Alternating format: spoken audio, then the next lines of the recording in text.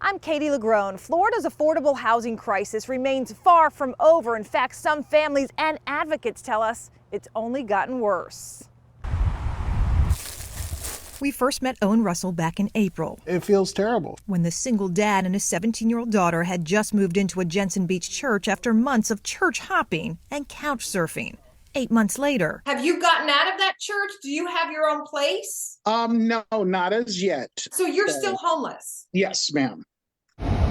Russell, a full-time driver for non-emergency patients, is among Florida's working class and first-time homeless, victims of a statewide housing crisis fueled by soaring rents, overpriced homes, and stagnant wages. I was able to support me and my daughter, and then all of a sudden my income was not good anymore.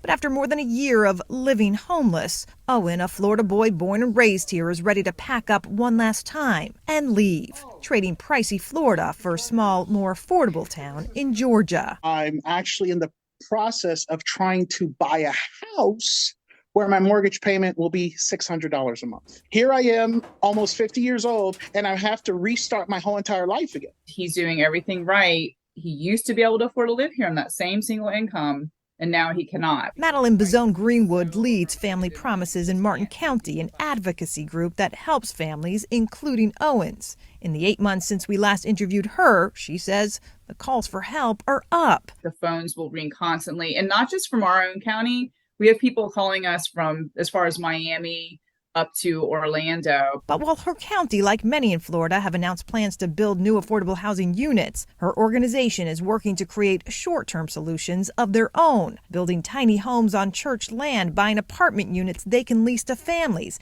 Nothing, she says, is off the table. We're all just figuring this out together, and it's just a big mess. It's such a big mess. Come on now.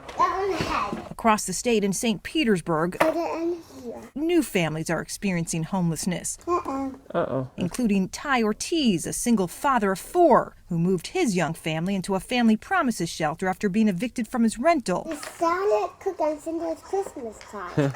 Then losing his $50,000 a year job, he says, when he couldn't afford daycare for his youngest. Right now, I am doing Uber while they're in school, and then overnight when I'm able to, and have someone to watch them. That's pretty much all I can do right now until we get a referral for daycare. While St. Petersburg has been lauded as one of several Florida cities aggressively tackling the affordable housing crisis, with federal housing help dried up, Florida's Housing Coalition believes local governments need to take a closer look at rezoning, turning single-family neighborhoods into multifamily. Community land trusts, where government owns the land a home is built on, is also likely to become more widespread as affordable housing remains a statewide crisis. Do you think that we've experienced the full consequences of this crisis? I don't know. I guess that's yet to be seen. I'd say right now things are pretty dire for a lot of individuals and families. Is it done? Yeah. We met 2 of them. Just doesn't make sense for the normal person to struggle to live here.